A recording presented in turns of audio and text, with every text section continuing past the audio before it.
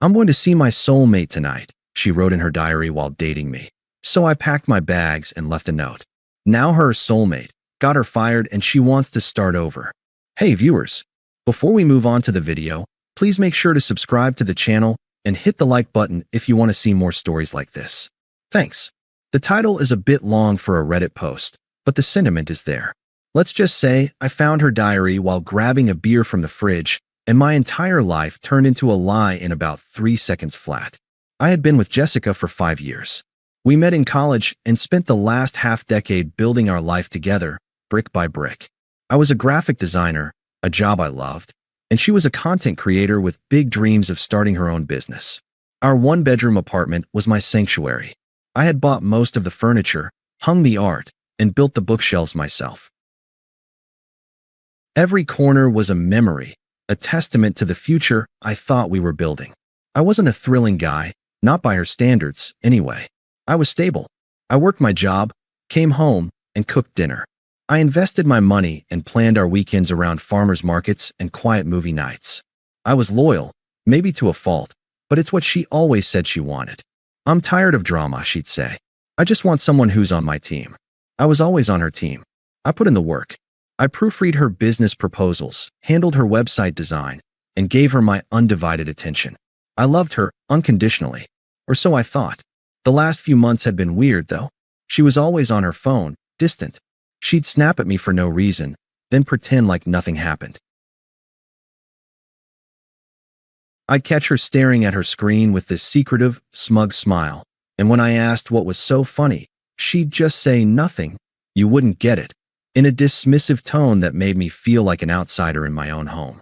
I wrote it off as stress from her new business venture, a vague term she used for a lot of late nights and early morning texts.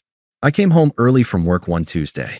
I had a nightmare of a day. A client project had gone south, and my boss had been a complete jerk. All I wanted was to forget about it, grab a beer, and have a quiet night with the person I loved. I walked into the apartment, dropped my keys on the console table, and headed for the kitchen. That's when I saw it. Sitting on the counter, right next to the empty coffee maker, was a small, leather-bound diary. It was a physical journal, not an app or a note on her phone. She never let me see it, always tucked it away in her nightstand, so the sight of it out in the open was jarring. As I walked past to get to the fridge, the page lay open, and one line screamed at me from the middle of the page. My heart stuttered, then felt like it had been punched out of my chest. "I'm going to see my soulmate tonight." I froze. The beer in my hand suddenly felt heavy, an anchor pulling me down into a cold ocean.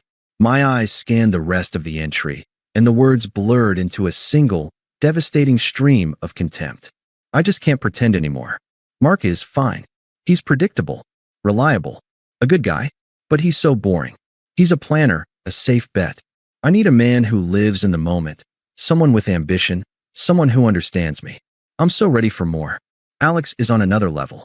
He's a high-powered consultant. He flies all over the country. He actually gets my potential. Mark just wants to save money and buy a house.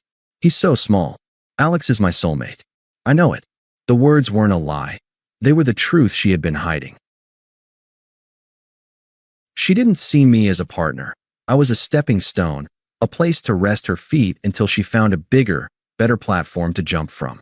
The man she'd called boring was the same one who stayed up until 2 a.m. helping her with her website. The same man who put his own savings into a joint account because he trusted her. I felt the shock, the anger, the pain.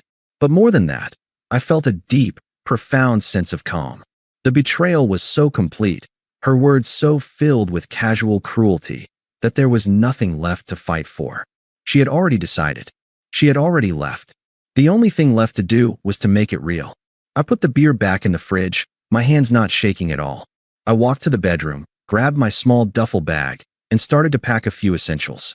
A toothbrush, a change of clothes, my laptop. I didn't take any of my clothes that she had bought, any of the books she had given me. I wanted to leave with nothing but what was mine. I took the diary from the counter, closed it, and tucked it into my bag. Then I grabbed a post-it note, wrote 3 simple words on it, and stuck it to the coffee maker. I know. I walked out the door for the last time. I didn't look back. There was nothing there for me anymore. My world was no longer my home. It was just an apartment I had to get out of. and I drove away without a destination, just an overwhelming sense of finality. The drive was a blur. My mind kept replaying the words from the diary. So small, so boring, just a safe bet. I had spent 5 years of my life trying to be her safe harbor, her team, her partner, and she saw me as a placeholder. The calm I felt earlier solidified into a kind of numbness. My phone rang about an hour later. It was her. The caller ID glowed, a symbol of the life I had just walked away from. I felt a pang, but it wasn't a pang of longing. It was the feeling of a phantom limb. The part of me that cared was gone. I let it ring twice before answering. "Mark, what the hell is this? Where are you?" she screamed, the panic in her voice a stark contrast to her calm contempt from the diary. "I'm out," I said, my voice flat. "What do you mean, out? You just left. What's going on? Is this some kind of sick joke?" "No, it's not. I found your diary, Jessica. You left it on the counter."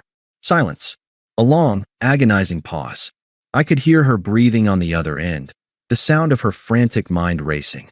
I could practically see her sifting through excuses, trying to find one that stuck. You invaded my privacy," she finally stammered, the panic replaced by a forced outrage. "That's unforgivable, Mark. How could you do that? You have no right to read my private thoughts." "I have no right. You're cheating on me, talking about your soulmate who's not small and boring. And you're mad that I found out? You wrote that you were going to see him tonight, Jessica. I was just in the way." "It's not what it looks like," she said, her voice now a mix of pleading and righteous indignation. "It was just a journal, a fantasy. I just needed to write out some things to process my feelings. We were in a rut, Mark. You're just so predictable. I'm an artist. I need a man who understands my ambition. Alex is a high-level consultant. He's going to help me with my business. He gets my potential. You just want to buy a house in the suburbs and grow a garden." "You already said that," I replied, the words feeling alien in my mouth. "I'm not leaving you for him. I was just exploring my options. My feelings. You should have talked to me if you had a problem with it. You just abandoning me like this is incredibly cruel. You made your choice months ago, Jessica. The diary just made it official," I said, my voice so calm it sounded like I was talking about the weather. "I wish you both the best. We're done." "Wait, don't you dare. Don't you dare do this, Mark. You'll never find someone like me. I'm one of a kind," she yelled, but I didn't care. I hung up the phone and blocked her number, then blocked her on every social media app we shared. I felt nothing but a quiet, hollow relief. The 5 years we had shared felt like a distant memory, a place I had visited but no longer lived. The next 6 months were a blur of work, exhaustion, and a slow, painful emotional detox. I had crashed with my cousin for a few weeks before finding a small apartment on the other side of the city. I changed my work schedule to avoid any mutual friends, and when they reached out, I kept the details brief. We broke up. It was time. The silence from her was a gift at first. It gave me the space to breathe and to start figuring out who I was without her. I filled my days with work projects, got back into my old hobbies, and started to feel a sense of peace I didn't realize I had lost. I was finally starting to feel human again when I got a text from our mutual friend, Sarah. I hadn't seen or heard from her in a while, but she was a good person, so I responded. Her response was a single line that opened a floodgate of information. "Can you believe what happened with Jessica and Alex? She is absolutely losing it." Over a long coffee, Sarah filled me in. It was a perfect, sickeningly ironic story of karma. The high-powered consultant was nothing of the sort. He was a consultant, sure, but he was a third-party contractor hired by her firm for a one-time project. He had been so smooth and confident in his lies that he had managed to steal not only her heart, but her company's entire client list. He hadn't been helping her with her business. He was planning to poach it. When her company found out about the affair and the stolen data, they fired her on the spot. "He used her, Mark," Sarah said, shaking her head. "He told her he was going to launch his own company with her, and then ghosted her a week after she got canned. She lost her job, her reputation, everything. It was a cold, hard justice that I had never expected to feel so deeply. Her soulmate had been a con man, and she, the person who called me small and boring, had been the easiest mark of all. The texts and calls started a few weeks after that. They came from numbers I didn't recognize, blocked calls that left voicemails, and burner accounts on social media. She was unblocked on none of them. The progression of her desperation was a story in itself. Attempt 1, the soft launch. A simple text from a number I didn't know. I miss you. We should talk. I didn't respond. Attempt 2, the apology via victimhood. A long text about a week later, detailing what a monster Alex was and how she had realized I was the only person who had ever truly cared for her. She never apologized for what she did, only for the consequences she was facing. Attempt 3, the voicemail. I got a blocked call that went to voicemail. I listened to it on my old phone out of morbid curiosity. "Mark, please call me back," she said, her voice choked with tears. "I made a mistake. He was a monster. You were always so good to me. Please, just talk to me." The sound of her crying was not a trigger for sympathy, but a powerful, visceral reminder of the freedom I now had. Attempt 4, the in-person assault. She showed up at the office I had just started at, a few days after I had posted my new job on LinkedIn. I was coming back from lunch when I saw her at the front desk, looking frazzled and desperate. I turned around and took the stairs to my office, sending a quick message to my boss that I had a personal emergency at the front. She must have seen me because a few minutes later I got a text from a different number. "I know you saw me. Don't be a coward. You owe me a conversation." I smiled to myself, tucked my phone away, and got back to work. I owed her nothing. She was an irrelevant footnote in a story that had just started. A year after that final, desperate text from her, my life was unrecognizable. I had moved into a new apartment, a loft on the top floor of an old brick building. The space was open and filled with light, a complete contrast to the cramped one-bedroom I had shared with her. I had built custom bookshelves and filled them with art books, and I had started my own freelance design business that was thriving. I was content, truly and deeply content.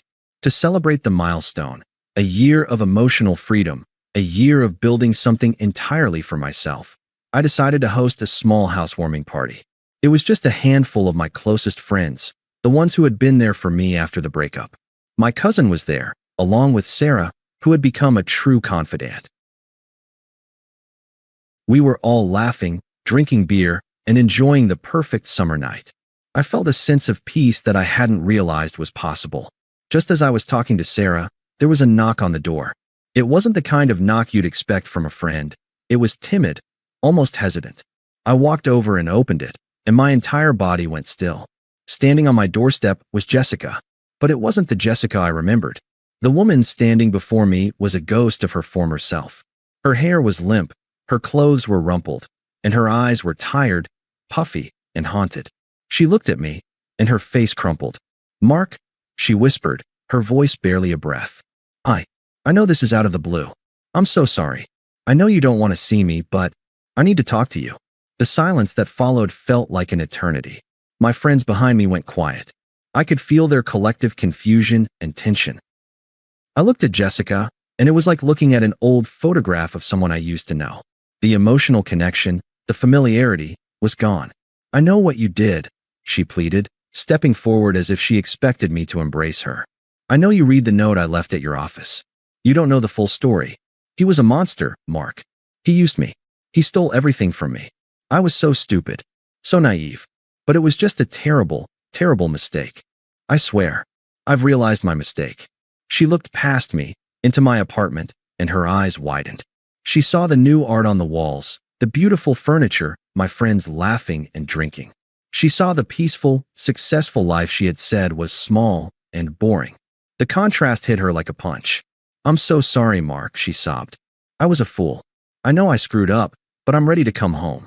I'm ready to start over. Please. I've realized you were the one. You were always the one." I looked at her, and I felt nothing. No anger, no pity, no longing. Just a profound sense of finality.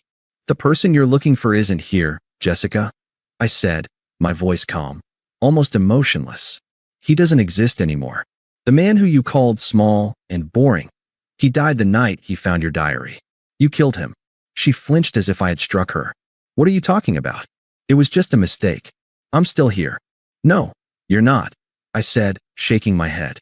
"You see this life? This apartment, this business, this peace? I built this. I built this on the foundation you so generously provided when you showed me what I was worth. You showed me that my loyalty was a burden, that my stability was a cage, and that I was wasting my potential on someone who didn't believe in it. And for that, I am truly grateful. You freed me. Her face was a mask of confusion, her tears slowing as the truth of my words began to sink in. But, I'm sorry. I'm here to fix it, she cried. There's nothing to fix. I don't need you to fix me. I don't need you to come back and validate my happiness. My happiness has nothing to do with you, I said, my voice firm and definitive. You wanted a man who lived in the moment, a man who was thrilling, a man who would help you with your ambition. You got him. He showed you exactly who he was, and now you have to live with the consequences of that choice. That's your lesson to learn, not mine. She stared at me, speechless, the full weight of the power reversal finally hitting her. She saw the man she had called small standing tall, completely at peace, while she was a desperate wreck on his doorstep. The person she had thought was a backup plan was now an entire life she could no longer touch. She opened her mouth to speak, but no sound came out. I simply shook my head and, with a finality that felt like a quiet victory, closed the door on her. I walked back into my home, back to my friends, back to the life I had built on her betrayal. A life that was, in every conceivable way, better. And as I raised my glass with a smile, I knew with absolute certainty that I was exactly where I was supposed to be. Thanks for watching. Make sure to subscribe to the channel and hit the like button. What do you think about this story? Share it in the comments.